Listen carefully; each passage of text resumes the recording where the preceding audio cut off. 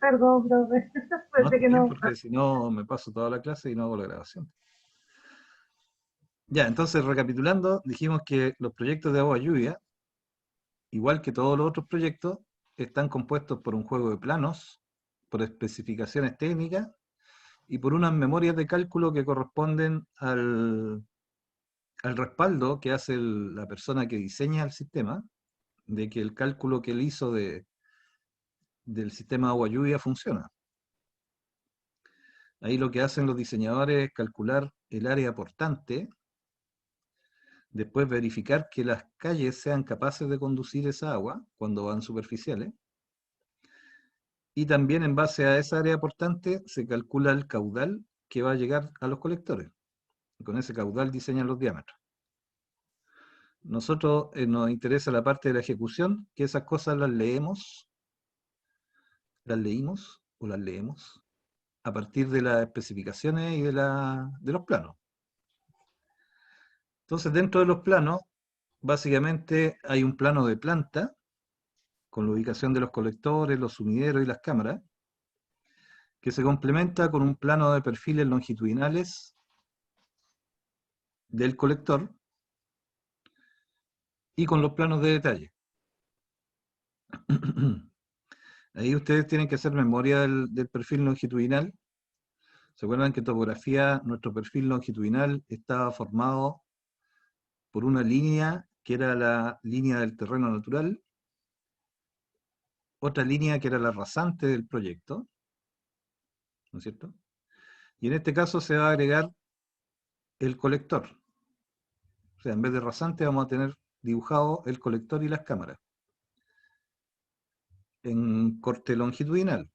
Y ahí se van a mostrar las pendientes del tubo que van a complementar la información que está en las plantas de agua lluvia, que son muy similares a las plantas de alcantarillado público. Igual que el alcantarillado público, la agua lluvia es gravitacional. Los colectores no van a presión, a no ser que se sature, que se llene completamente el colector, pero ahí ya está funcionando mal.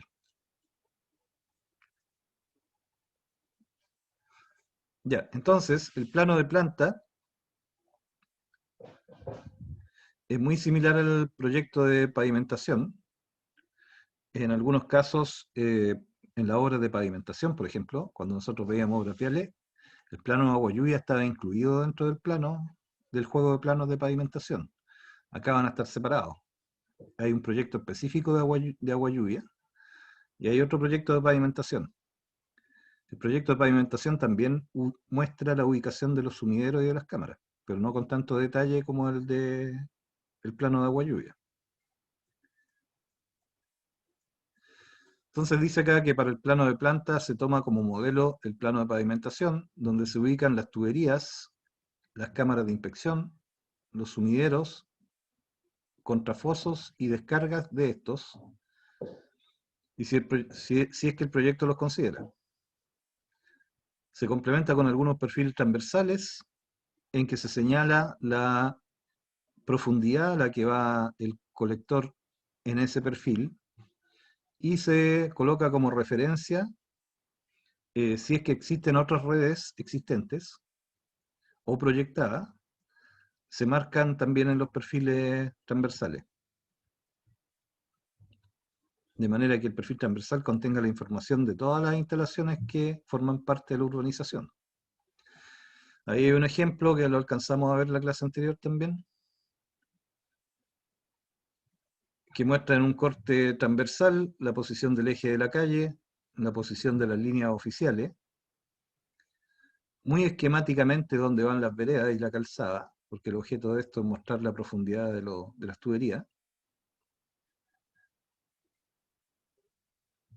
Voy a agrandar un poco la imagen para que se vea mejor.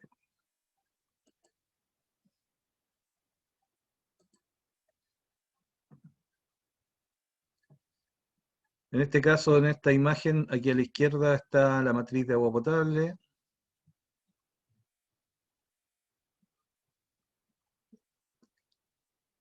Dice que es un agua potable existente. Está a 1,10 m de profundidad a partir del nivel de la vereda. y a 1,50 m de la línea de cierre. Cuando son instalaciones existentes, estas medidas son referenciales, muchas veces no coinciden exactamente, por lo que vale la pena verificar su posición si es que vamos a tener una excavación por ahí cerca. Acá hay un alcantarillado existente y acá abajo hay un agua lluvia. Debe ser complicado colocar un colector de agua lluvia nuevo debajo de un existente alcantarillado, ¿no? Es raro el perfil. Debería estar al lado, no sé, que permita ejecutarlo sin tener que desplazar el alcantarillado. Acá hay otro alcantarillado por este otro lado, bajo la vereda, y otra matriz de agua potable por el otro lado. La idea es que vamos a tener estos detalles que nos ayudan a saber más o menos lo que se detectó durante el proyecto. Como les digo, es indispensable verificar en terreno, antes de meter las máquinas de la excavación, la existencia de redes. No confiarse en la información que puedan entregarnos desde las compañías sanitarias. Entonces aquí hay unas imágenes de la secuencia de ejecución de una obra típica de este sistema de agua lluvia, que las faenas se inician con las labores de trazado y replanteo, ¿no es cierto? Y también con la verificación de que no hay interferencias con otras instalaciones.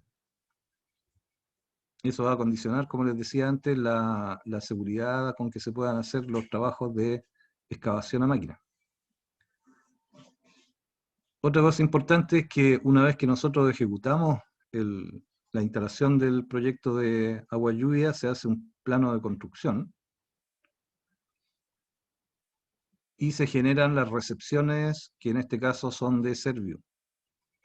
Serviu está encargado de la inspección y del control de los proyectos de agua lluvia urbanos, cuando son cierto tipo de redes. Entonces eso, una vez terminada la obra, se muestra en detalle cómo quedó la instalación. Y eso se hace un plano de construcción y se entrega el proyecto definitivo, que es revisado por Serviu y Serviu da la recepción. Con esa recepción ya permitirían conectar la red que nosotros hicimos al punto de conexión. Aquí quería agregar algunos temas respecto a las normativas.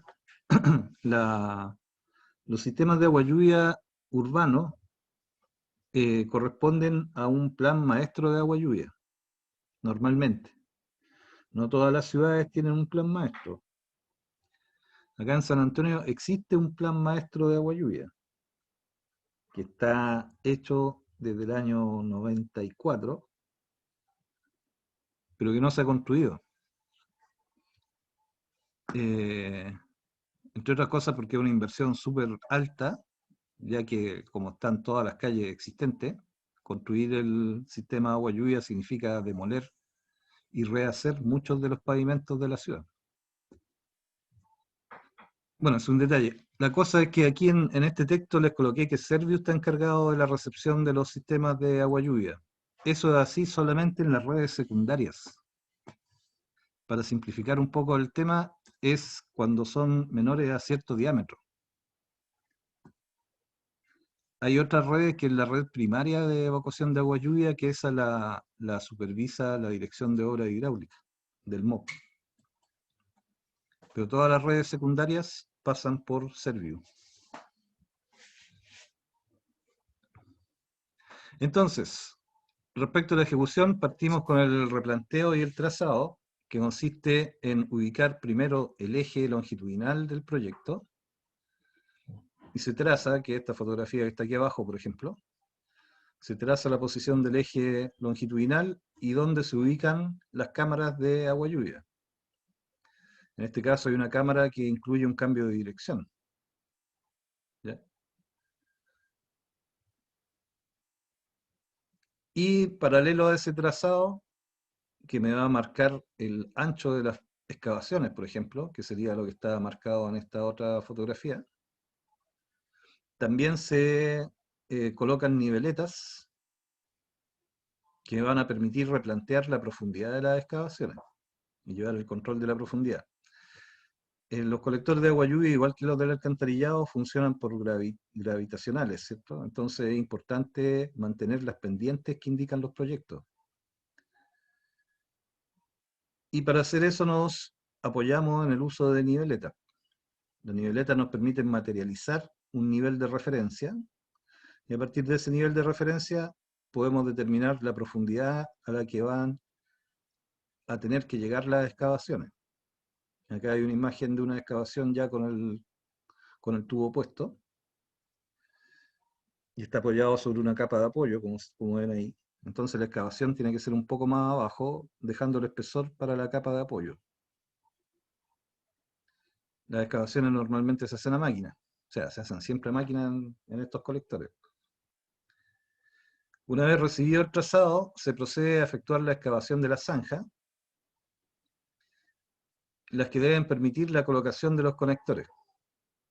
Eso quiere decir que la excavación tiene que tener el espacio suficiente, el ancho suficiente, para que se puedan realizar las uniones de los tubos que se vayan colocando, dependiendo del material del tubo. Ahí también hay una normativa, igual que en el caso del alcantarillado, que establece los anchos mínimos de las excavaciones respecto al diámetro del tubo principalmente y a la profundidad.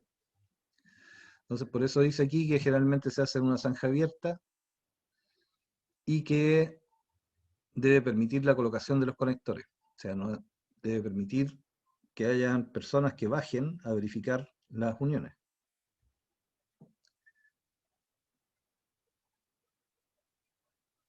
Dependiendo también esto de la naturaleza del terreno que estemos excavando, va a ser el sistema de excavación en zanja que usemos.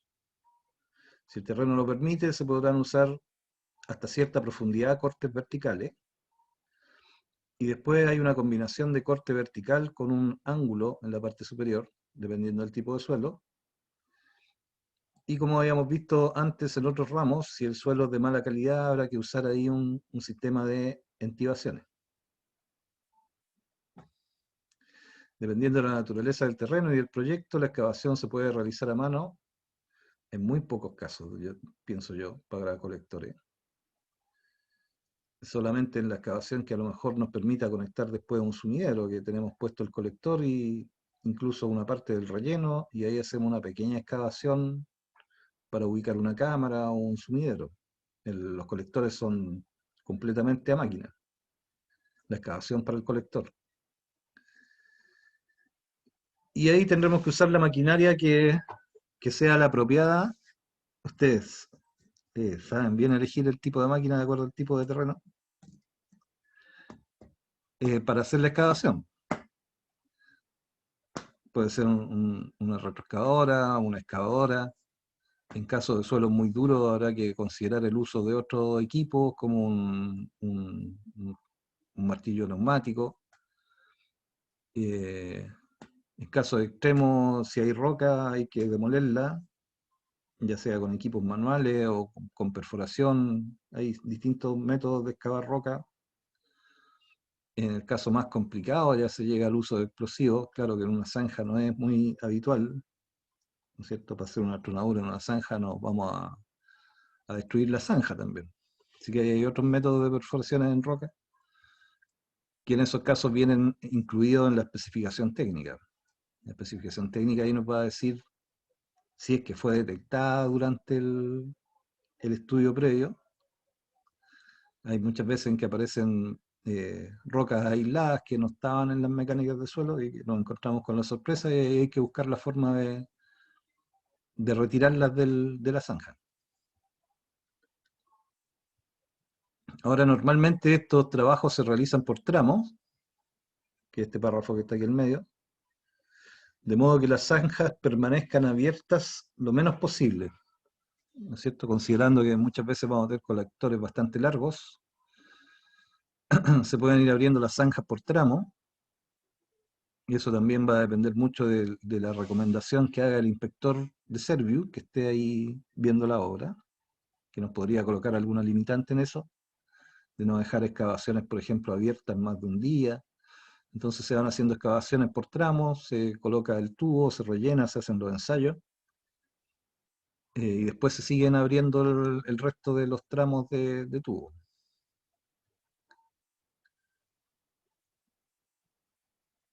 Aquí en esta imagen se ve en esta foto de aquí, a pesar de que está un poco chica a lo mejor en su pantalla, es un martillo neumático que está rompiendo un suelo duro. Un martillo neumático que se agrega, se conecta en este caso a la excavadora que está haciendo la zanja. Entonces es súper importante que las zanjas deben hacerse a la profundidad indicada en los perfiles longitudinales, ¿cierto? Sobre todo como una excavación a máquina, no podemos pasarnos más abajo de lo que nos dice el proyecto, ¿cierto? Que una de las exigencias que se hacen en estos casos es que el fondo de las excavaciones sea en terreno natural. Y además que los últimos centímetros se hacen a mano. Entonces hay que tener mucho ojo con el trazado aquí, con la forma de controlar las profundidades de la excavación y cómo le damos esa información al operador de la máquina. Normalmente aquí trabaja el trazador junto con el operador, chequeando las profundidades y diciéndole cuánto le falta para llegar al fondo de la excavación.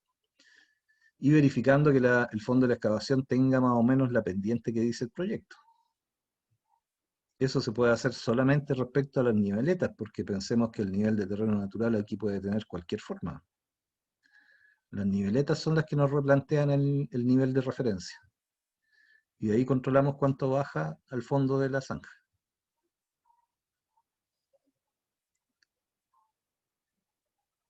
Entonces dice acá que las zanjas deben hacerse con la profundidad indicada en los perfiles longitudinales del proyecto, usando las cotas del sello de la excavación. Para tuberías de diámetro menor a 600 milímetros, el ancho mínimo en el fondo de la excavación debe ser igual al diámetro del tubo más 30 centímetros hacia cada lado.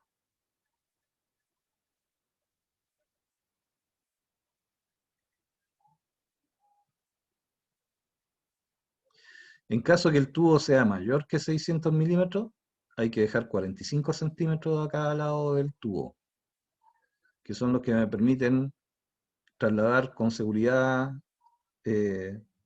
maestros que van a estar a cargo de verificar la conexión de un tubo con otro. Entonces, como les decía, de que igual que en muchas otras cosas que se hacen en la construcción, se establece que la excavación a máquina debe llegar 20 o 40 centímetros más arriba que el sello de la excavación, que el sello de excavación lo indican los planos, ¿cierto? Y esos últimos 20 o 30 o 40 centímetros se perfilan a mano, de manera que el fondo de la excavación no quede alterado por la máquina. Acuérdense que la máquina tiene unos dientes grandes que dejan suelto la parte de abajo de la zanja, ¿cierto? La dejan totalmente removida. Entonces eso se elimina a mano y los últimos 20 centímetros se excavan a mano.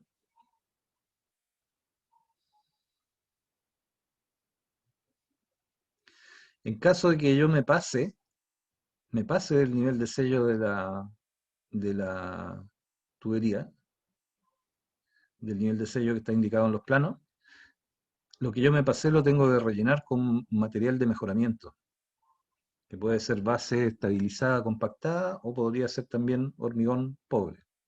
Entonces ese es un mayor costo para mí, o sea, tengo que evitar que eso pase. Para una verificación rápida de los niveles, normalmente se trabaja con cruceta, en que se coloca la niveleta considerando ya la pendiente del tubo, de manera que la lectura que yo haga desde la alianza hacia abajo sea la misma. Y ahí se pasa una cruceta. Bueno, ese ya es un tema bien de obra, eh, que van a hacer los trazadores en este caso, pero que tenemos que tener una idea de cómo se hace también, ¿cierto?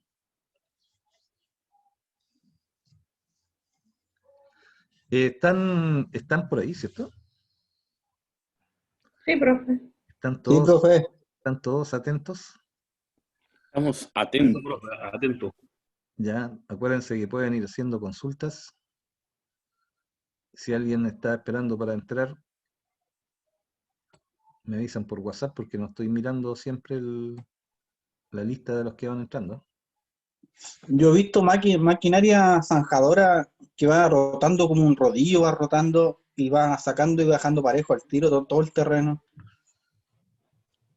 Buena. Sí, sí, yo también la he visto solamente en internet, no la he visto nunca funcionando en una obra, pero yo sé que se usan, pues. Tocado, sí. Sí, por ejemplo, en Las Vegas, para llevar agua a Las Vegas, porque Las Vegas le hicieron en pleno desierto, y eran casi 200 Ah, kilómetros para llevar agua. en Las Vegas de Estados Unidos, yo me imaginaba en Las Vegas, en el campo, y ahí donde ponen donde plantan las Y para papas, poder ponen Vegas. llevar esos casi 200 kilómetros para poder transportar el agua, eh, ocuparon una zanjadora inmensa y haciendo la perforación y todo, y ya tirando la tierra para otro lado y las excavaciones quedando listas al tiro. Sí, sí, Era estructura. tienen un rendimiento súper alto esas máquinas. El costo debe ser grande, pero se deben justificar en ese tipo de obras. Hay una máquina de esa también que la usan para hacer los muros pantalla, que también es como excavar una zanja gigante del porte de un muro largo, y también usan esas máquinas que van rotando esa especie de disco. Claro, y efectivamente, igual con esa máquina, los últimos 20 centímetros hay que hacerlo a mano, porque después, cuando tenemos zanjas de mucha profundidad, se supone, la teoría dice que el peso del relleno podría llegar si no está bien compactado el sello de excavación, podría deformarse un poquito, y eso afecta a los tubos, sobre todo son tubos rígidos de cemento comprimido. Entonces, siempre se pide, independiente del tipo de máquina, que los últimos 20 centímetros se hagan a mano, de manera que la pala saca la tierra, pero no suelta el terreno que hay hacia abajo. Tiene una compactación natural que es más alta que la que yo podría lograr a lo mejor con una placa, por ejemplo. Sí, pero ya hay distintos, bueno, ustedes ven que hay una gran variedad de maquinarias que están incluso apareciendo nuevas máquinas con el tiempo. Eh, eso. Ya, entonces, no son tantos puntos importantes aquí. El punto importante es hacer la zanja de cierto ancho. El ancho va a estar dado por el diámetro del tubo más una cierta distancia a cada lado. La forma de la excavación va a depender del tipo de suelo. Si es un suelo estable y que tenga cierta cohesión, podré hacer los cortes verticales hasta cierta profundidad nomás. Normalmente cuando las profundidades son mayores que 2 metros, por ejemplo, igual empiezan a exigir que la parte de arriba, o sea, no puede hacer los 2 metros de más abajo verticales, y la parte de arriba hay que irle dando cierto talud. Bueno, eso va a estar siempre en los planos de detalle del corte de la zanja. Y si es un suelo malo, habrá que darle un talud más grande o colocar una activación. ¿Qué otra cosa importante? Que el sello que yo deje abajo sea terreno natural, no removido. Y para lograr eso, los últimos 20 centímetros se hacen a pala. Y hasta ahí vamos con lo que estamos mostrando, si el fondo de la zanja. Sí, ya. Entonces ahí llegamos al nivel de sello de la excavación. La pendiente tenemos que irla controlando de alguna forma con niveletas y usando algún sistema que me permita controlar la profundidad y la pendiente del fondo de la zanja. Aquí se deja al tiro la excavación con la pendiente que traiga el tubo en el proyecto. En la agua lluvia normalmente las pendientes son bien bajitas. La pendiente mínima es un 0,5%, creo. Y normalmente no son muy grandes, no son alrededor de un 3% como máximo, a no ser que estemos en un cerro.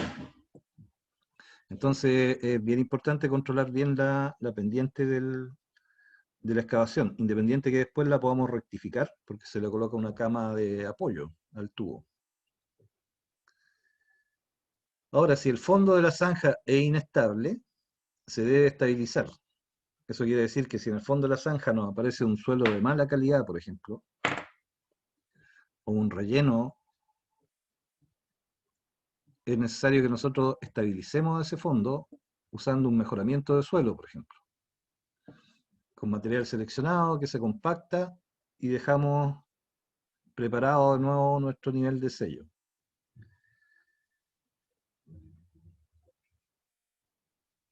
Y en casos críticos habrá que recurrir a hormigón pobre para hacer el mejoramiento de ese suelo que sea de mala calidad abajo. Ahora, si nos aparece, como en todas las cosas que hemos visto antes, si nos aparece un suelo muy extraño en el fondo de una zanja,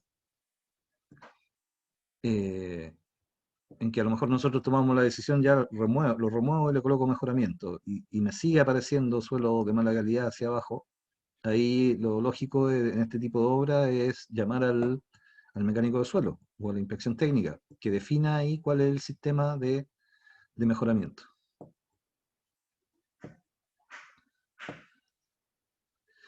La compactación de ese mejoramiento tiene que ser revisada y aprobada por un ensayo de densidad en sitio, con el visto bueno de la inspección que debe dejar el registro. Aquí ya estamos con imágenes en el nivel de sello, en esta parte. Ahí está un laboratorista con un densímetro nuclear tomando la densidad de ese sello. Una vez que yo llego al nivel de sello y hago la excavación a mano, que me permite también perfilar la pendiente, se hace una compactación superficial con un equipo que permita usarlo con seguridad dependiendo del tipo de suelo aquí, normalmente una placa compactadora, y se llama al laboratorio para verificar la densidad porque este valor viene en las especificaciones técnicas. Las especificaciones técnicas me van a decir qué densidad tengo que tener aquí en el sello.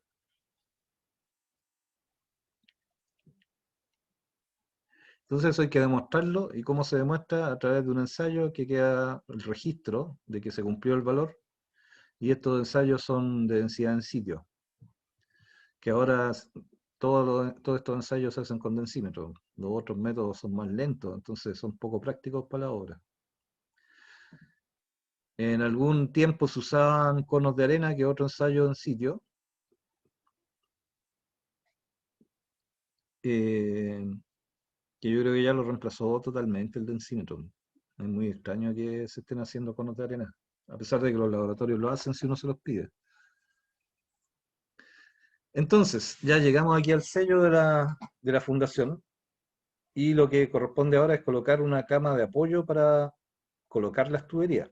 Esas camas de apoyo normalmente son de arena gruesa, que también se compacta y se coloca en el ancho de la excavación. Por lo tanto, la excavación va a llegar a la parte de abajo del tubo más el espesor de esta cama de apoyo, que normalmente son 10 centímetros. ¿Ya? No debería ser más que 10 centímetros. Si en alguna parte nos quedó una excavación más abajo, tendremos que rellenar antes con estabilizado o con hormigón pobre, y después colocar, cuando tengamos aprobado este sello, todas estas etapas las van aprobando los inspectores. O sea, uno hace un tramo de zanja, la excava, llega al sello, lo revisa, lo perfila, lo compacta, y ahí hay que entregárselo al inspector. Hay que decirle al inspector: terminé el sello de tal tramo, le voy a tomar densidades, ¿quiere estar presente? Y él te va a decir sí o no. Si no quiere estar presente, igual hay que entregarle el certificado de que se tomó la densidad, y hay que estar pendiente siempre del tema ese de la inspección en este tipo de trabajos. Entonces la cama de arena, como les digo, una capa de arena gruesa, de planta, no de duna, que se debe colocar en una sola capa, compactándose hasta lograr la densidad que nos pida la especificación técnica. Generalmente el espesor de la cama de arena no debe sobrepasar los 10 centímetros. Oh, oh, se acabó. Estoy grabando, ¿cierto? Sí. Ya, voy a cambiar de... Voy a cambiar de... Pum. Eso es lo que tiene que ver con las obras de agua lluvia. La parte de las cámaras la dejé para después porque va a ser el mismo sistema que las cámaras de alcantarillado. ¿No es cierto? Van a tener las mismas partes, si son de hormigón armado, es lo típico. Así que eso lo podemos ver después cuando veamos la obra de alcantarillado. ¿Consultas?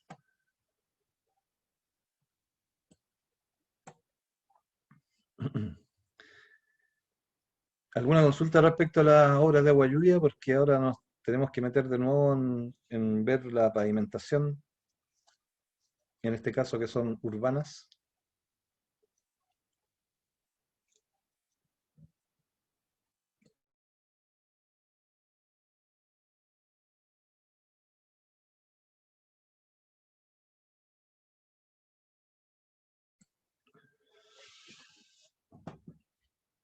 Que están silenciosos hoy día.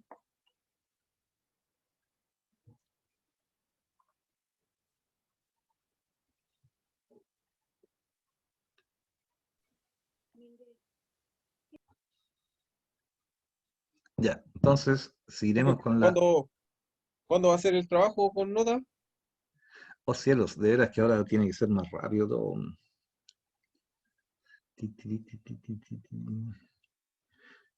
Eh, veamos un calendario, porque si no me va a pillar el final del semestre. Estamos a 29 de marzo. Abril, mayo. ¿Llega hasta qué fecha? ¿Les dijeron ya o no? Yo no estoy bien seguro. ¿Llega hasta mediados de junio? Bueno, eso tengo que averiguarlo yo. Sí, porque yo no estoy bien claro, profe, sobre las fechas Sí, no, de trimestrales que hicieron ahora. yo lo debería averiguar.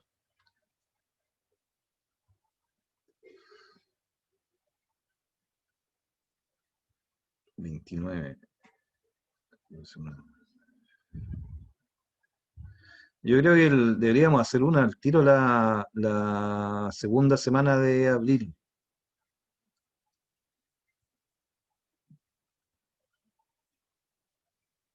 O sea que estamos a 29, nosotros tenemos 3. ¿Cuándo tenemos el jueves, el último día que tenemos nosotros? El miércoles. Ah, tenemos lunes, martes y miércoles.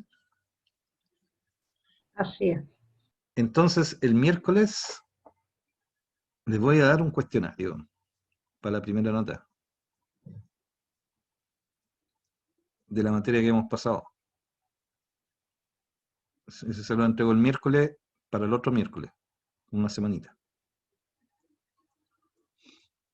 Y ya las otras notas van a ser trabajo, en base a algún plano que les voy a mandar.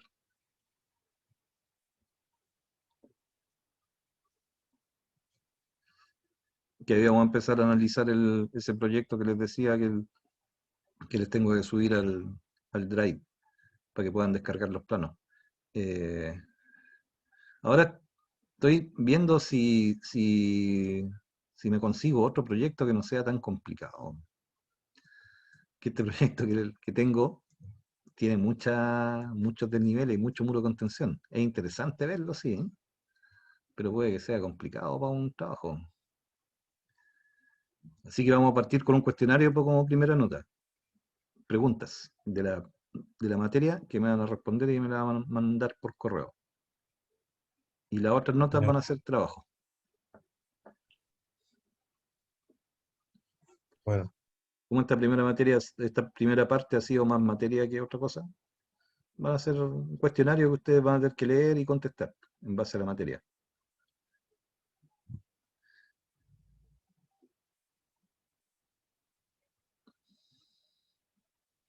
No me acuerdo si a ustedes les mostré esta transparencia o no, en obras viales, o no.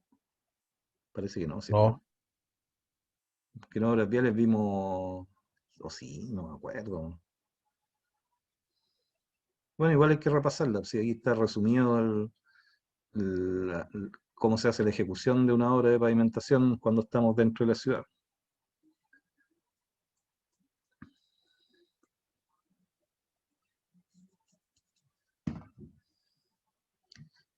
Porque a las 8. Ah, pero estoy en la hora, ¿o no? De 7. Esta clase dura desde las 8:40 hasta las 40, 9:40. Ah, no, me queda todavía. Hasta las 10 parece que esto, ¿no? No. ¿Hasta qué hora dura esta clase? Me ha costado el horario nuevo. O ya se acabó. Voy a ir a mirar.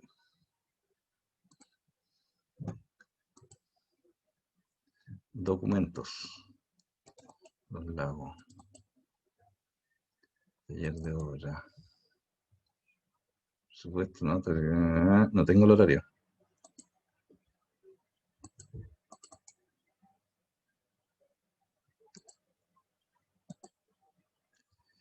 El horario dice aquí que la segunda hora dura hasta las 10:10. Ah, queda para rato todavía.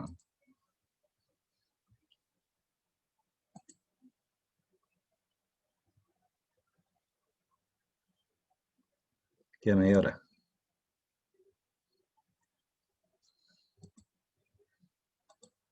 Ya, pero esto lo vamos a ir avanzando porque ya es un tema un poco conocido, así que vayan consultando las cosas que les salgan alguna inquietud o comentario.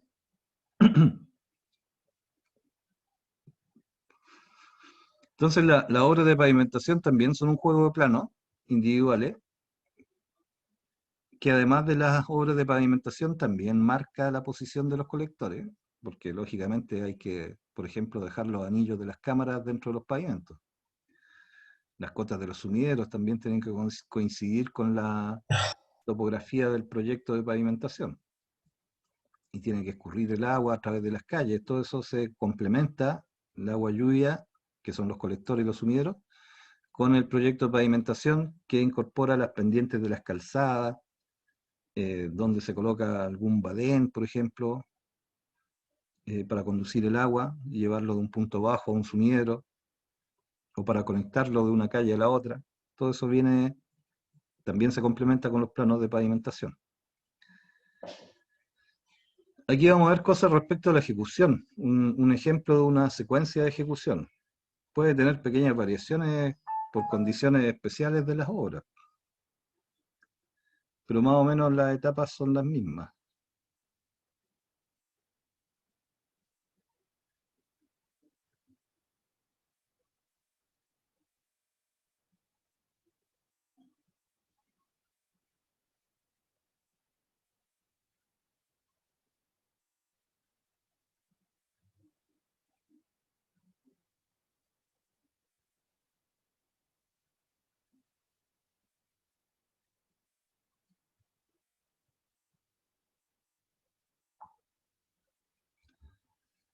Ya, entonces vamos viendo esto.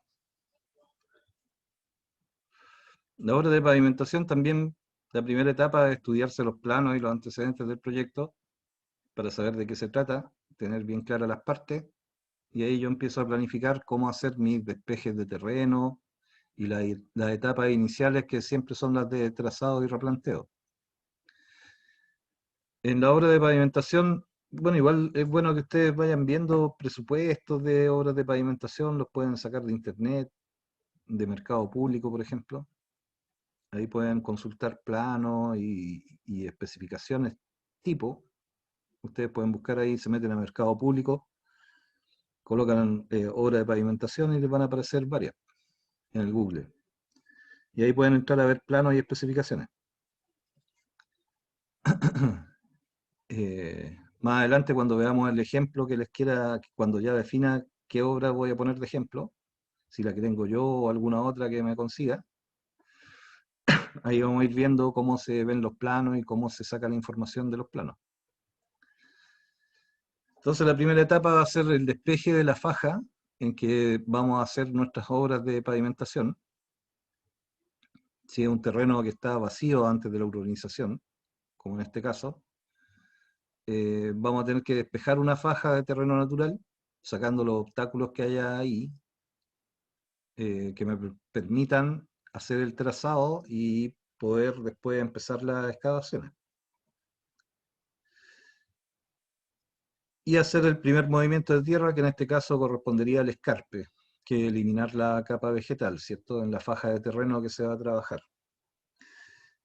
Ahí tengo que ir pensando también dónde voy a ir colocando o acopiando los materiales que provienen de estos movimientos de tierra. De manera que la idea es ir acopiándolo en un lugar que no me obstaculice la ejecución de la obra y que yo tengo que planificar que los voy a ir acopiando en el lugar donde sea fácil después retirarlos y trasladarlos. El material de escarpe va todo a botadero, no me sirve para ningún tipo de relleno porque viene con capa vegetal, ¿sí? Por lo tanto tengo que acopiarlo donde no moleste. Y las obras de pavimentación se empiezan a ejecutar después que ya se hicieron las instalaciones que puedan quedar subterráneas. Se debe verificar la presencia de instalaciones existentes, por ejemplo, si hubieran uniones domiciliarias, si estuviéramos trabajando en una zona en que ya tengamos viviendas construidas, por ejemplo, estemos pasando con una obra de pavimentación. Si hay instalaciones existentes, tenemos que ir detectándolas antes de hacer las obras de movimientos de tierra.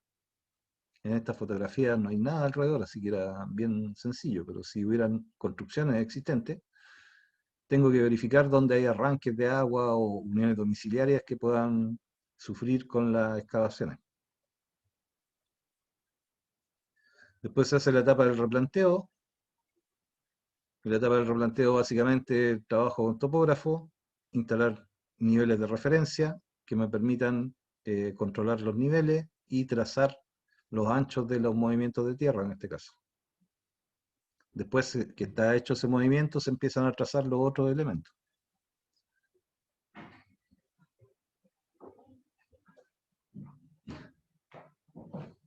Y después se empieza a replantear la solución geométrica.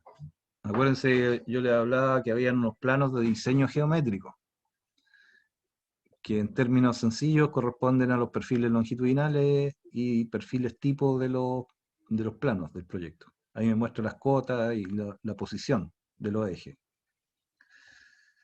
En esos planos, diseño geométrico del proyecto de planta, se definen los ejes. En este caso estamos pensando en ejes de calzada, por ejemplo, en ejes longitudinales, y las deflexiones en terreno. Las deflexiones son donde hay un cambio de dirección de los ejes longitudinales.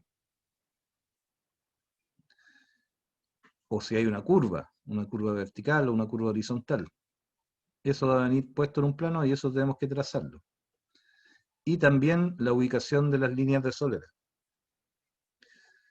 Pero en este momento estamos haciendo el primer movimiento de tierra, que ya estaríamos entrando a excavar para dejar el espacio para colocar la subbase y la base, por ejemplo.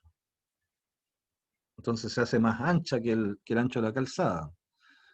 De manera que yo después coloque la solera sobre la base, por ejemplo. Ahí depende de cómo yo planifique esos trabajos. Si hago, en qué momento meto la instalación de la solera. Todavía estamos definiendo la faja y ahí empezamos con los movimientos de tierra.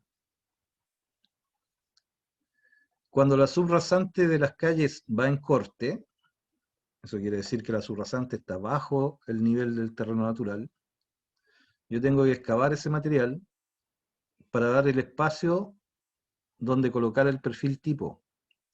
Acuérdense, el perfil tipo indica el ancho del pavimento, de la base, y si es que lleva subbase, con los niveles topográficos que yo tengo que llegar con la excavación hasta llegar al sello de la excavación. En caso de encontrar material inadecuado bajo la subrasante, se debe remover y rellenar, igual que lo que veíamos antes, con mejoramiento de suelo. El mejoramiento de suelo va a estar definido en las especificaciones técnicas. Aquí hay una excavación bien bajita, si se fijan. Ahí ya se llegó al nivel de subrasante.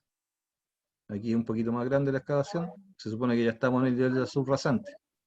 ¿Qué hacemos en ese momento? Preparamos la subrasante.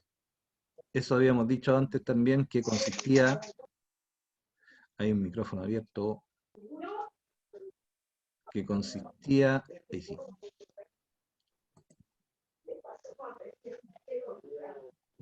No lo puedo desconectar de aquí. Cristian, tienes el micrófono abierto. Entonces, cuando ya hacemos la excavación y llegamos bajo el nivel del perfil tipo, al nivel de la subrasante, nosotros lo que hacemos es esta actividad que se llama preparación de la subrasante. Eso consiste en conformar esta plataforma de manera que soporte el peso y los esfuerzos que va a transmitir el pavimento al suelo natural. Eso se realiza pasando un camión aljibe hasta lograr una humedad cercana a la humedad óptima y se compacta hasta lograr la compactación que indican las especificaciones técnicas. Y ahí llegamos a la cota de la subrasante. Tenemos que hacer el perfilado también, que ya aquí se hace más manualmente. Primero se perfila con una motoniveladora, ¿cierto? Y después se verifica si hay alguna pequeña zona que haya que corregir, se perfila a mano y se van dejando las pendientes y se va compactando. Después de la compactación se vuelve a chequear si es que estoy en los niveles correctos. Si es necesario se puede cargar con una pequeña capa de material fino de base y se vuelve a compactar superficialmente de manera que esta subrasante nos quede con las pendientes que indica el proyecto, longitudinal y transversal. Sobre eso después colocamos las capas de la estructura del pavimento, que serían la subbase y la base. En algunos casos solamente hay subbase, en otras solamente hay base. Eso se llama cota de la subrasante. Se debe verificar las cotas, además de la capacidad de soporte y las densidades. Eso quiere decir que en esta etapa también tenemos que tomar una muestra de suelo con el laboratorio que se compara con lo que dice la mecánica de suelo. Si cumple el terreno que encontramos aquí abajo, se deja tal cual y se compacta. Y después se mide la compactación. Si no cumple, hay que dejar la nota en el libro, pedir la opinión del mecánico de suelo o del inspector que diga qué hacer. Y si es necesario hacer un mejoramiento, se hace el mejoramiento. Eso significa este párrafo que dice que se deben verificar las cotas, además de la capacidad de soporte y densidades para cumplir lo especificado. Aquí también hay que considerar ensayos de laboratorio, de densidad en terreno, para controlar los valores que me está dando la compactación. Ahí después uno va afinando el ojo con en qué momento llama al laboratorio. Uno lo llama cuando ya está más o menos cerca, cuando nota que está bien compactado, de manera que el laboratorio no me tenga que hacer ensayos adicionales, que afectan un poquito el costo.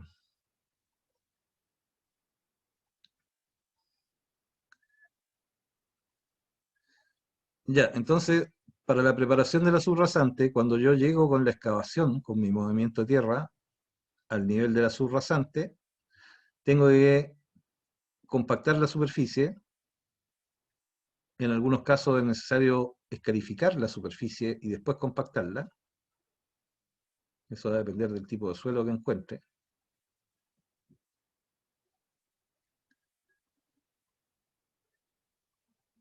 Se aplica una cantidad de agua para mejorar la porcentaje de humedad del suelo y ahí se compacta. La compactación normalmente exige un 95% del proctor, cuando son terrenos granulares. Si el suelo natural que nosotros encontramos ahí es arena, acuérdense que ahí no nos sirve el proctor y tenemos que pedir al laboratorio que nos haga una densidad relativa. Por eso dice proctor o densidad relativa según corresponda. Cuando hay suelos granulares, con cierta cohesión, digamos, sirve el proctor. Si hay una arena que no tiene cohesión, hay que pedir densidad relativa.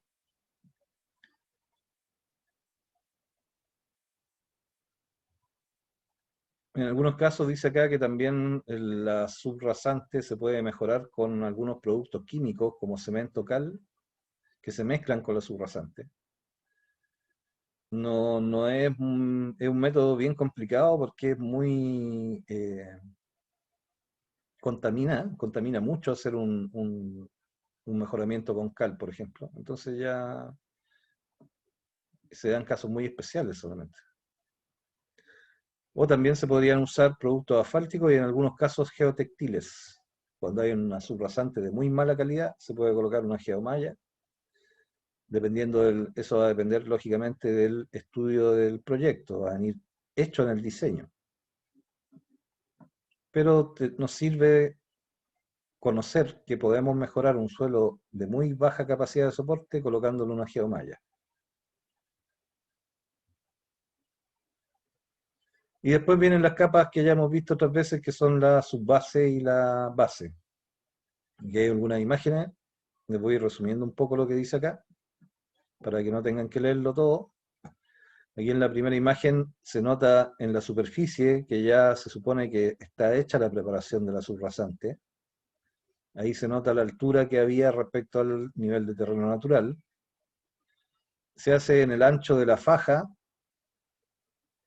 Yo recomiendo hacerlo más allá de las soleras, de manera que yo después ocupe esta misma base que ya está bien compactada para colocar la solera y no tenga que excavar de nuevo. Entonces, dependiendo de dónde vaya la solera, es preferible hacer el ancho de la faja completito, incluyendo dónde van a ir puestas las soleras. Y en ese momento, cuando está la subrasante lista, yo empiezo a traer el material que me va a servir de base o de subbase y lo distribuyo a lo largo de la faja. Voy descargando los camiones en cierto orden, cosa que me permita de un material seleccionado, de base estabilizada, de planta, de manera que permita que sea eficiente después que yo meta la motoniveladora y esparza este material. La motoniveladora lo esparce y le da la inclinación del perfil transversal. Si tiene bombeo, la moto le da coloca la capa de base y la deja con la inclinación transversal que sea necesaria. Se va controlando con el topógrafo también, que va dejando estacas a lo largo de esta subrasante, en que se le marca al operador de la motoniveladora hasta dónde tiene que cortar después la base. La esparce y después corta al nivel en que uno le va dejando las estacas de referencia. Sale la motoniveladora y entra el rodillo vibratorio en este caso, para hacer la compactación. Que eso también uno se apoya en lo que digan las especificaciones técnicas, de cómo tiene que hacer la compactación. Normalmente se compacta desde el centro hacia los bordes. Se va pasando el rodillo en capas superpuestas, o sea, pasa el rodillo por una faja y después se desplaza hacia un lado, se traslapa y va haciendo la otra faja y va compactando así de manera que le quede traslapado la compactación.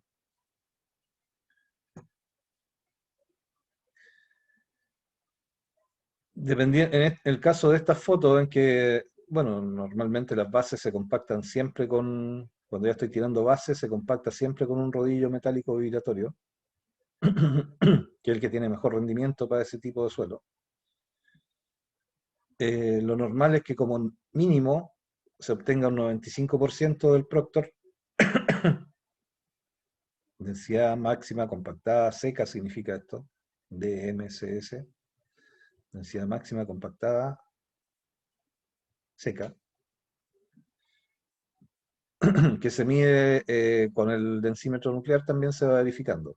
El CBR debe ser, para la subbase, puede ser inferior a 35 o 40% para la subbase.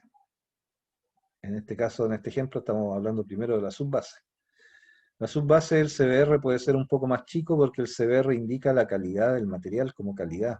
Está relacionado con la capacidad de soporte. Pero así en términos simples, para que sea fácil de entender, el CBR mide la calidad de una base respecto a la otra. Para la subbase se acepta bajo un 40%, entre 35 a 40%. Entonces uno va a la planta y compra material estabilizado de un CBR y uno le da este valor. Y la planta te lo vende al precio que corresponda. Además hay que verificar que si tenemos inspección Serviu, que la Disculpa base... que me interrumpa.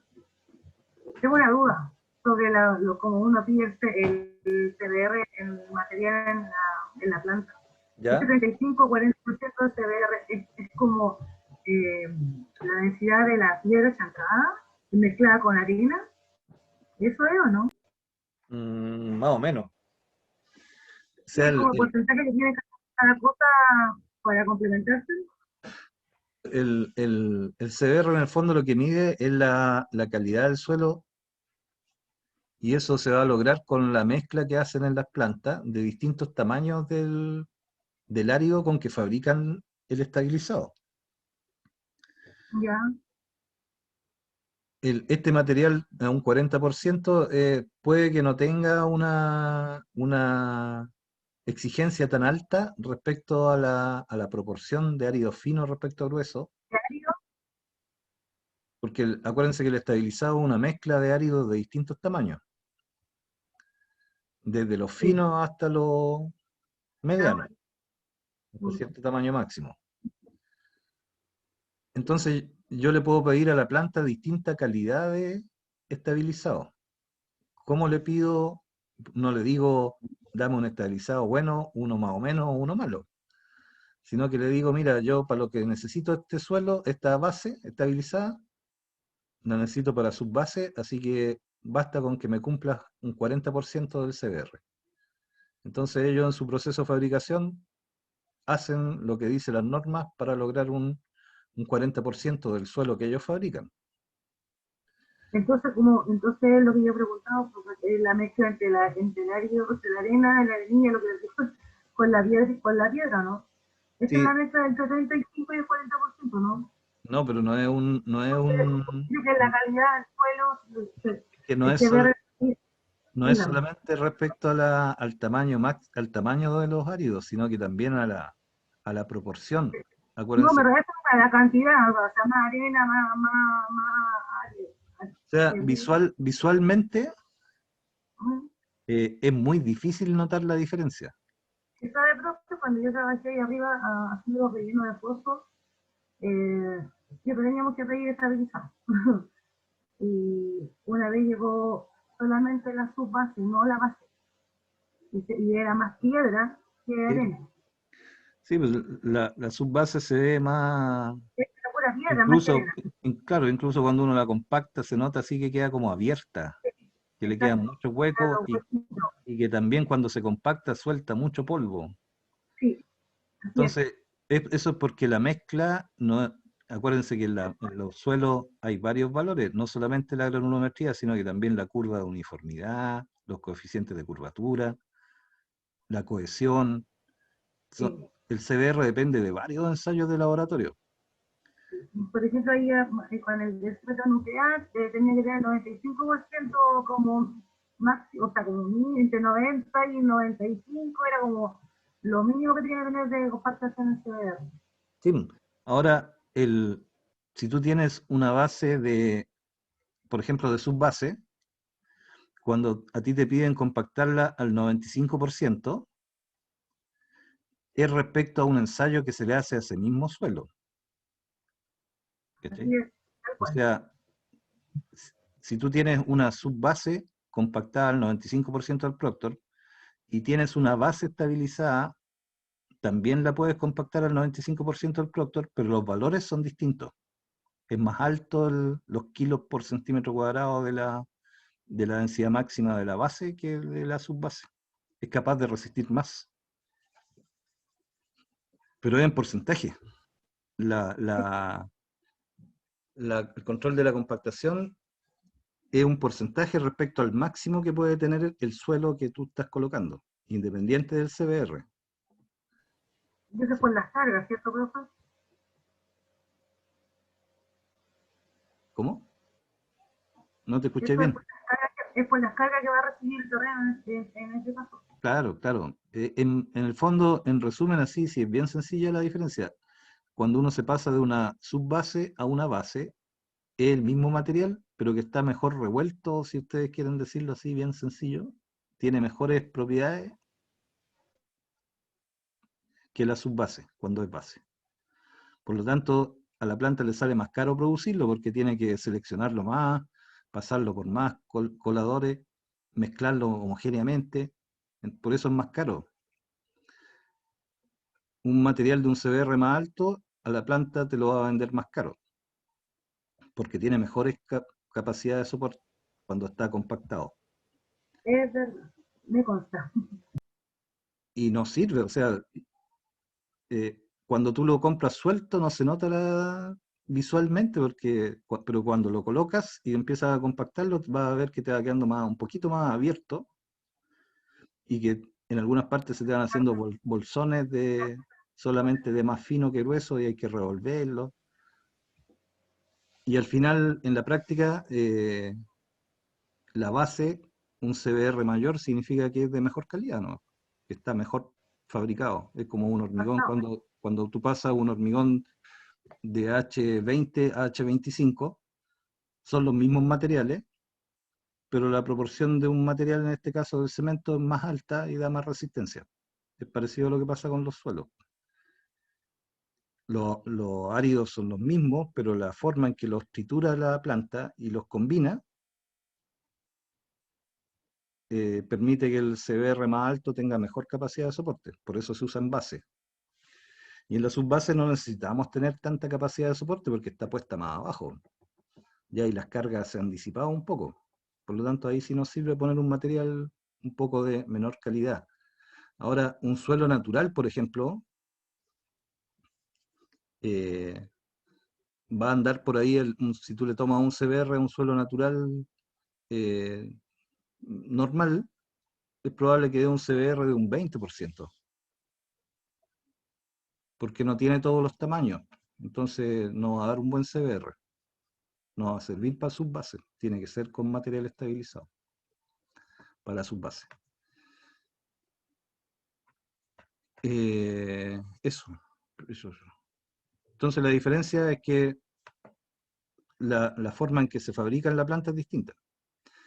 Y se mide en un porcentaje. Lo que tiende a confundirse uno es que diga 35 o 40%.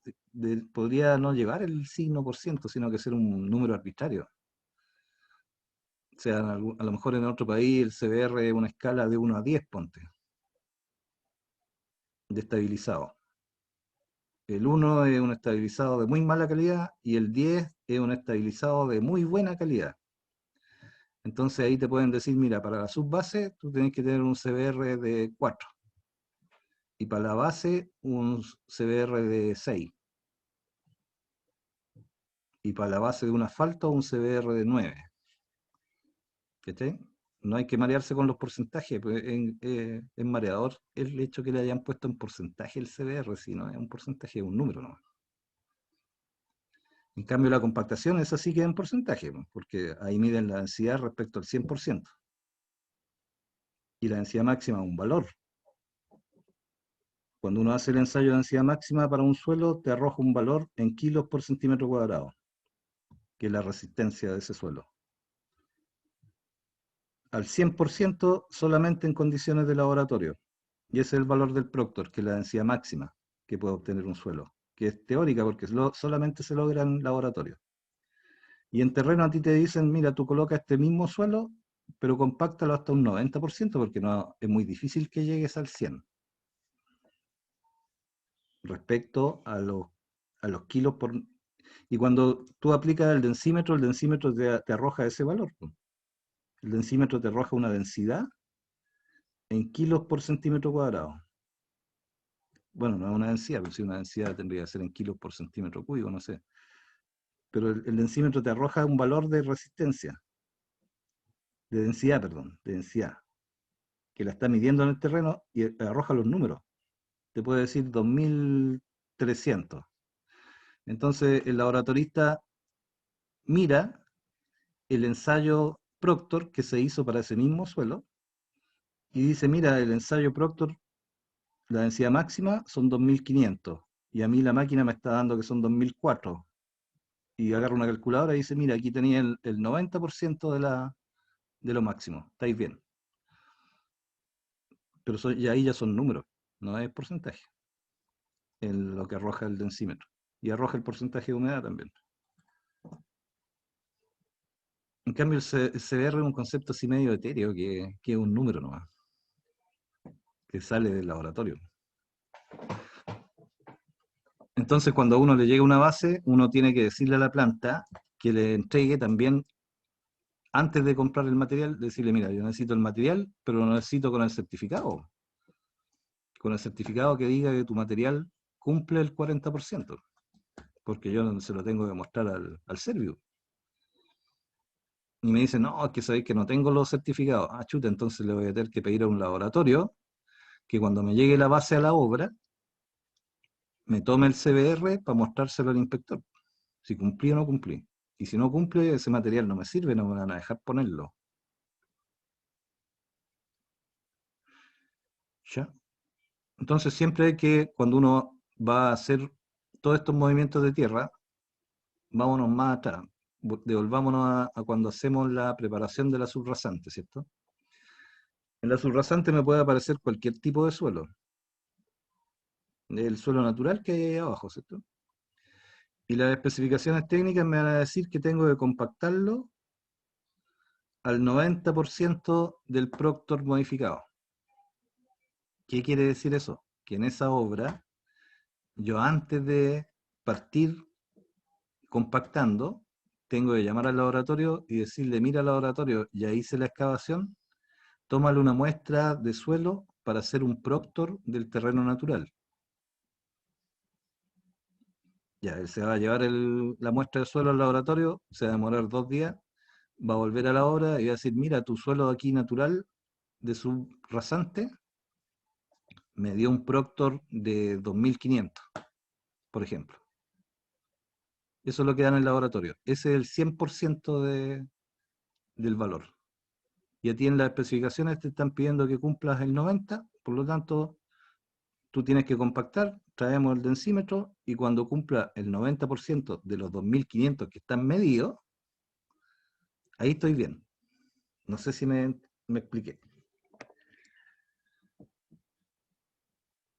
¿Por qué? Porque ese terreno natural, dependiendo del tipo de terreno que hay y de las condiciones naturales de compactación que tuvo ahí, va a tener un valor del Proctor que se usa como referencia después para compactar.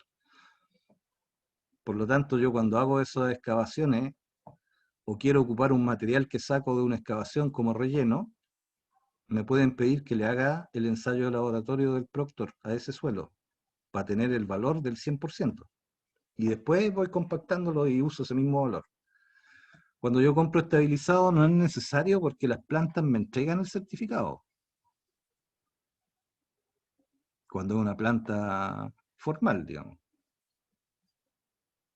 Cuando yo voy a la planta y le voy a comprar, mira, yo necesito comprarte aquí 2000 metros cúbicos de base, pero necesito que tú me entregues el certificado de los Proctor y del CBR, y de la curva granulométrica y una serie de cosas que me va a pedir la inspección. Y la planta te dice, ya, este es el material y aquí están los certificados.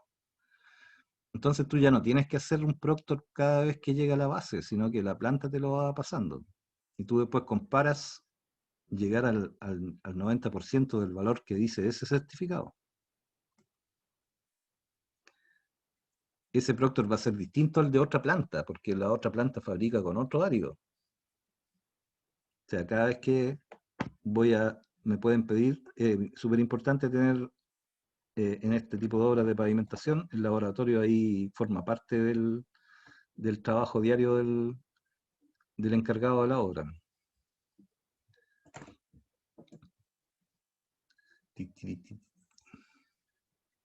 Entonces, por eso aquí siempre las especificaciones dicen cumplir un porcentaje del Proctor. ¿Por qué? Porque el Proctor es un ensayo que midió la densidad máxima que puede tener ese suelo en condiciones ideales. Y va a servir para esa obra, ¿no? para los suelos naturales. Y en las bases las plantas te entregan ese valor con que ellos fabrican. Cada cierto tiempo, incluso hay unas normas que establecen para las plantas que procesan base estabilizada, por ejemplo. Les dicen ya, tú si tienes no sé, una cantera y tú vas a fabricar base estabilizada, no sé, cada 5.000 metros cúbicos de producción tienes que hacer un Proctor, un CBR y una curva granulométrica, porcentaje de humedad y todos los ensayos. Cosa que represente a la partida que estás vendiendo. Entonces ellos tienen esos certificados, igual que los certificados que tienen las plantas de hormigones. Que ellos tienen la curva granulométrica con que fabrican el hormigón, que cumplen las normas. Y con eso uno le basta, con el certificado que te entrega la planta.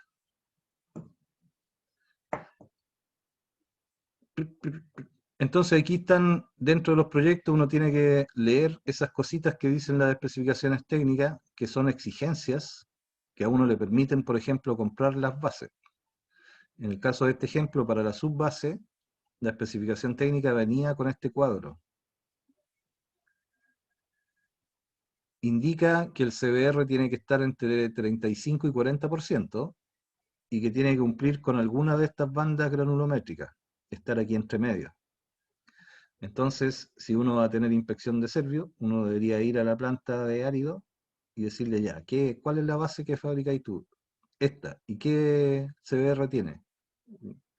38%. Ya, me sirve. Entrégame las curvas granulométricas.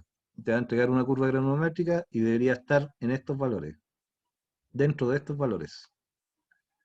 Si cumple esas condiciones, no vas a tener ningún problema con la inspección técnica. Tú le muestras los certificados y el inspector te va a decir, ya, se acepta el material que estás comprando como base. Puedes colocarlo. Entonces se dan cuenta que es una cuestión importante, pero que no es necesario saber mecánica de suelo, sino que es saber lo que es ese resumen que le estoy diciendo. O sea, si la especificación técnica me dice que el CBR tiene que estar entre estos valores y tiene que tener esta curva granulométrica, cuando yo vaya a comprar los áridos, debería yo chequear que me entreguen estos certificados. Si la planta me dice que no los tiene, voy a tener que llamar a un laboratorio para que le tome una curva granulométrica y que le tome el CBR para poder mostrarle al inspector que sí cumple. Y si no cumple, no me va a servir, lo voy a tener que devolver. Entonces es importante saber manejar los valores que me entrega los certificados de la mecánica de suelo. No es indispensable saber cómo se hacen ensayos, pero sí saber qué significan los valores, para qué sirven. Entonces, ya cuando tengo listo eso y ya tengo puesta mi base, después de la subbase vendrá la base. Aquí me la salté en la transparencia, no les puse el ejemplo de lo que dice la base, pero la base va a decir, en vez de CBR entre 35 y 40, va a decir entre 40 y 60, o mayor a 60, dependiendo del tipo de pavimento. Y va a venir con otra curva granulométrica para la base. Y esa es la que yo le compro a la planta. Entonces, después que ya está puesta, en este caso la base, para agilizar las pocas que me quedan, empiezo con la colocación de las soleras. Es una recomendación. Yo prefiero hacer la base de la calzada un poquito más ancha y apoyar la solera de inmediato sobre la base. También se puede hacer de la otra forma y primero colocar la solera y después colocar la base. Pero ahí estoy obligado a hacer una excavación chiquitita debajo de la solera, tirar una capa de base estabilizada, compactarla y después colocar la solera. Y después podría hacer la calzada. Están las dos formas. A mí me gusta más esta que les muestro aquí, que es hacer la base completa y sobre la base montar la solera. Lógicamente no me voy a pasar 1 metro para cada lado, me paso justo el ancho que me piden para instalar la solera. O sea, como el dibujo de abajo. Claro, aquí si ustedes se fijan, la base está puesta hasta por aquí. está cortada, ya está puesta la base cuando ellos están colocando la solera. Hay otras obras en que los que administran esa obra prefieren, cuando estoy aquí, antes de hacer la excavación de la subrasante, o sea, por ejemplo, aquí en este caso, bien exagerado así, hacer una excavación chiquitita, donde van a ir las soleras, de 50 centímetros de ancho, colocarle la base debajo de la solera, para que quede bien apoyado, darle la pendiente, colocar las soleras, y después hacer la excavación para meter la calzada. También se puede hacer así, pero es cosa de gusto. Y ya voy a tener las soleras de guía para poder guiarme van a estar con las cotas precisas las soleras, entonces puede que me salga más rápido excavar y poner la base entre las soleras. A lo mejor si yo estoy haciendo un pasaje chico, que lo hago así. Primero coloco la solera y después saco la tierra de dentro de la calzada. Pero yo hallo que es mejor. Bueno, ustedes después cuando trabajen más en pavimentación, ahí van a poder decidir por un método o el otro. Pero para mí es más limpio hacer al tiro el movimiento de tierra, incluyendo dónde van a ir puestas las soleras. Y después que está puesta la base, ahí me coloco con la solera encima, que serían estas fotos. Aquí la excavación llegó hasta un poco más afuera de la solera. Si ustedes se fijan, aquí arriba estaba el terreno natural. Se colocó la base y después que estaba la base puesta, se tiraron las soleras. O podría ser la subbase, solera y la base entre medio de la solera. Ahí ya depende del gusto del que organiza la faena. La cosa es que las soleras tienen que quedar alineadas en la posición que corresponde y con la pendiente precisa para colocar el pavimento, porque las soleras también me sirven de moldaje para después colocar la calzada. Por lo menos por ese lado. Por el medio puede que necesite igual colocar moldaje.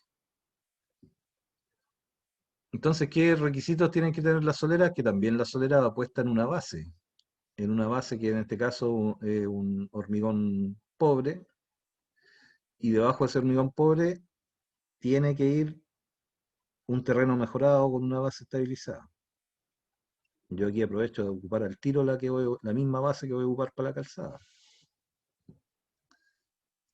Entonces las soleras cumplen la función de confinar la superestructura del pavimento, o sea, cumplen la función de contener la base y el pavimento. La base que todavía falta poner por este lado. ¿Ya? O sea, dependiendo de los espesores, aquí estoy colocando la solera sobre la subbase, o sobre dependiendo de los espesores del proyecto, puede que la esté colocando al tiro sobre la subrasante. ¿No es cierto? Eso va a depender del perfil que traiga el proyecto. Si aquí tengo la subrasante compactada, coloco la solera y después coloco la base entre medio. Si los espesores son distintos, puedo colocar toda la subbase, después la solera y después remato la base estabilizada entre medio. Va a depender del corte tipo, es decir, dónde están los espesores de las capas. Bueno, ahí cuando veamos un plano de pavimentación podemos ver un ejemplo por si hay alguna duda respecto a ese tema. Ya, la posición de la solera debe considerar los rebajes, si hay que rebajes para un acceso de vehículo, se rebaja la solera, se mete más enterrada la solera, en la misma solera que queda más enterrada, ¿cierto? Se hacen los emboquillados y con las soleras puestas ya puedo seguir con el resto de las capas. Aquí está puesta la solera, está puesta a lo mejor la subbase debajo. En este caso la subbase yo la hago más ancha para apoyar la solera sobre la subbase. Coloco la solera y esa solera me va a servir de guía para distribuir la base y después el pavimento terminado. Aquí ya estoy colocando base estabilizada. También se descarga la base de los camiones, se distribuye al tiro con el camión en montoncito, cosa de facilitarle el trabajo a la moto niveladora. Se humecta, se compacta, se toma densidad. Si es necesario pasar de nuevo el rodillo, se pasa de nuevo el rodillo y se le toma densidad otra vez, hasta lograr la densidad requerida. Esa es un poco la secuencia de ejecución de la pavimentación. Independiente que también aquí entre medio nos puede aparecer que haya una cámara, ¿cierto? Una cámara de alcantarillado, una cámara de agua lluvia.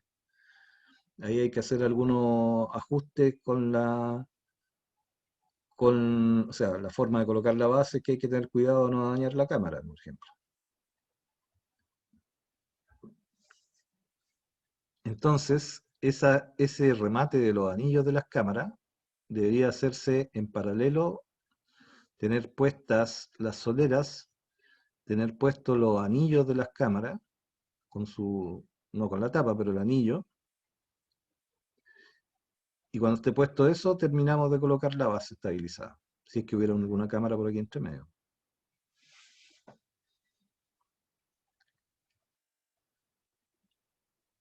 Igual con los sumideros. En el momento en que yo estoy haciendo esta instalación de solera, debería, si es que hay un sumidero incorporado en una solera, también se hacen remates del sumidero en esta etapa. La cámara puede estar hecha un poco antes, pero se coloca el sumidero en el momento de colocar la solera. Y después se termina con la base y con el pavimento. Las láminas que vienen son unas diferencias, estas sí que se las pasé en obras viales. Las diferencias que hay entre la base y la subbase cuando son pavimentos asfálticos y pavimentos de hormigón. Básicamente son ejemplos que las granulometrías son distintas y las exigencias del material también son distintas. Ahí hay unas comparaciones entre base estabilizada para pavimentos asfálticos y base estabilizada para pavimentos de hormigón. Está alrededor de estos valores, son ejemplos, ¿no? Pero ahí se puede apreciar diferencias entre una y otra. Por ejemplo, los CBR que se exigen para las bases estabilizadas de pavimentos asfálticos son mayores que los que se exigen como mínimo para los pavimentos de hormigón. Los porcentajes de compactación son similares, también al 95% en ambos casos, con la diferencia de que el CBR es distinto. Por lo tanto, los valores en número van a ser mayores para las bases que para las subbases. Y ahí está la forma en que se hace la compactación, la colocación, que es básicamente lo que les dije, y lo pueden ir leyendo después.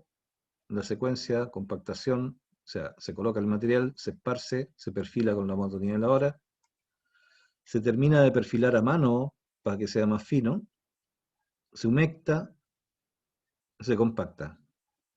Densidad, si es necesario, se repite el proceso de humectado y compactación. Y eso es, parece que me pasé unos minutos. ¿Están ahí todavía o ya se fueron? Sí, no, profe. Estamos aquí, profe, estamos aquí. ¿Y no tienen más clases después? Que No, parece que me hasta ahí pasé. nomás. No. Sí, nos debe No, con 4 minutos. No se preocupen, entre todos estos minutos que me paso, un día no hago clases. Cuando esté muy pillado a tiempo, ahí les voy a pedir. Profe, Sí, una consulta. Por casualidad, acá en San Antonio tenemos alguna planta de árido que esté certificada. yo creo que sí.